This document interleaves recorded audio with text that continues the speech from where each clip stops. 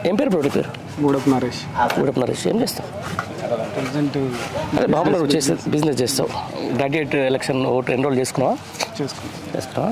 ఏమంటున్నావు మరి ఇక్కడ వరంగల్, నల్గొండ, ఖమ్మం నియోజకవర్గాలకు సంబంధించి గ్రాడ్యుయేట్స్ ఎవరు గెలిస్తే బాగుంటుంది? ఏం కథ? యనుమల రాకేష్. ఎందుకు? విద్యావేత్త. మా ప్రధానమైన ప్రతి సమస్యను కొట్లాడేంత శక్తి రాకేష్ ఉంది. గుడ్స్ బిలానీని చదువుకున్నాడు. మంచి విద్యావేత్త, మంచి పోరాట పటిమ వ్యక్తి. మరి ఇప్పుడు వీళ్ళు అంటే వరంగల్ స్థానికంగా వరంగల్లో ఉంటాడు కాబట్టి ఆయన చేసిన పోరాటం 10 సంవత్సరాల నుంచి చూస్తున్నాం. మరి ఇప్పుడు వీళ్ళు వస్తున్నారు అధికార పార్టీ నుంచి, ఒక ఆయన టీవీ జర్నలిజం అని చెప్పేసి వస్తున్నాడు, అది వస్తున్నాడు, వాళ్ళ పరిస్థితి ఏంటి? బ్లాక్మెయిల్ మళ్ళీ ఎవరు ఇస్తారు సార్? బ్లాక్మెయిల్ రాజకీయం చేసుకుంటూ ఉండాలంటే అట్లా చేస్తే అసలే జనాలకు రావాలి, కొట్లాడాలి, పేరు సంపాదించుకోవాలి, గెలవాలి, అంతే. మరి ఇప్పుడు ఆయన అంటే ఏ క్రైటీరియాతో వస్తున్నాడు మరి జనాలకు?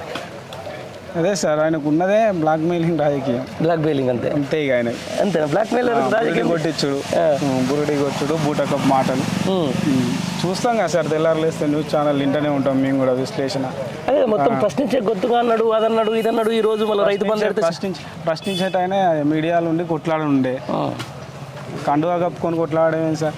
నాకు అర్థంగా మీలాంటి మేధావులకే తెలవాలి, మీలాంటి మేధావులే చెప్పాలి. కప్పుకొని కాంగ్రెస్ కండువా కప్పుకొని వచ్చి నేను కొట్లాడతా అంటే నువ్వు కొట్లాడతావు. ప్రభుత్వం పోయినాక కొట్లాడేస్తా. ఇది కూడా లాజిక్ పాయింట్. ప్రభుత్వాలు పోయినాక నువ్వు ఎట్లా కొట్లాడతావు సార్? ప్రభుత్వాన్ని ఎదిరించి అంత శక్తి ఆయనకు ఉంటుందా? ఉంటే అసలు రాణిస్తారా? అవును, అంటే రాణిస్తారా? అవును, అదే అంటే జరగని రాజకీయాలా సార్ ఇవన్నీ చూసి? ఇప్పుడు ప్రశ్నించే గొంతుకు ఒకటైపోయింది, ప్రశంసించే గొంతుకు ఒకటైపోయిన కాడికి వచ్చింది.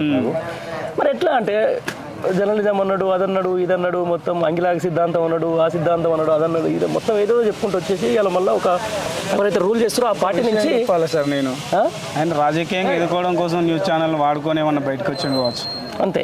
నాకు తెలిసి అయితే అదే అనిపిస్తాను.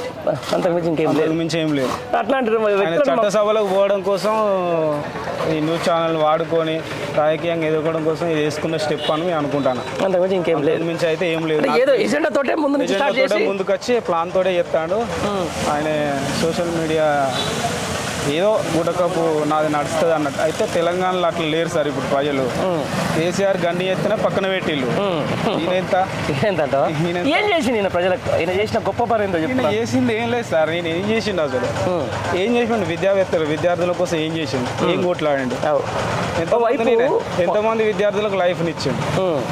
ఓవైపు 47 జీవో అప్పుడు గవర్నమెంట్ ముంగట వాళ్ళని అడ్డు పెట్టుకొని ఇష్టానుసారంగా ధర్నాలు వాళ్ళని అది పెట్టి ఇది పెట్టాడు. ఈరోజు వాళ్ళు ఫోన్ చేస్తే వాళ్ళ కింద ఉన్న వాళ్ళేమో ఇష్టానుసారంగా మాట్లాడుతున్నారు ఇదే నిరుద్యోగుల మీద. దీన్ని ఎట్లా చూడొచ్చు? ఫోన్ చేయగానే ఏముండదు సార్, ఫోన్ చేయగానే వెళ్ళిండు, కాంగ్రెస్ కప్పుకున్నాడు, ప్రజలకి వస్తాడు. అయితే మామూలుగా ఎమ్మెల్యే ఎలక్షన్ అప్పుడు సాధారణ ప్రజలు ఉంటే మంచిగా ఉండు.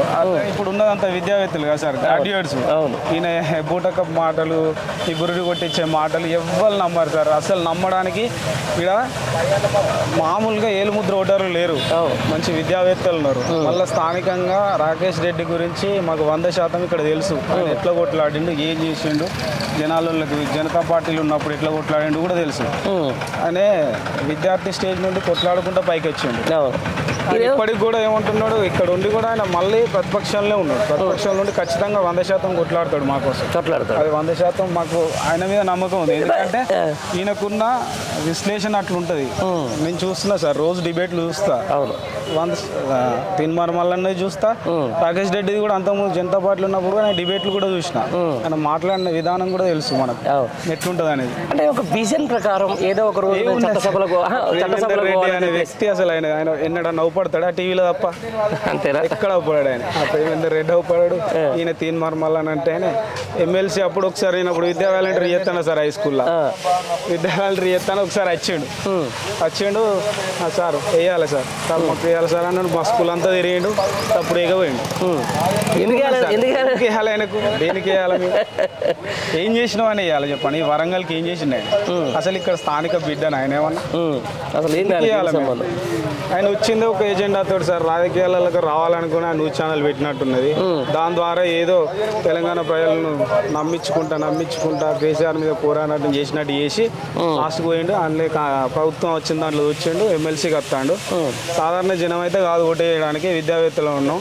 ఓటుతోడు కొడితే పోయి మళ్ళీ పోయి గదే తినమారు మళ్ళన్న తీసుమారు మళ్ళన్న అవుతుంది, పడుకోవాల్సింది మారుతుంది. మార్పు రావాలని వాళ్ళు అన్నారు కదా, ఆ మార్పు మేము చూపెడతాం. ఈ ఓటుతోడు చూపెడతాం, రైట్ బ్రదర్, థ్యాంక్ యూ. 100% చూపెడతాం. రైట్.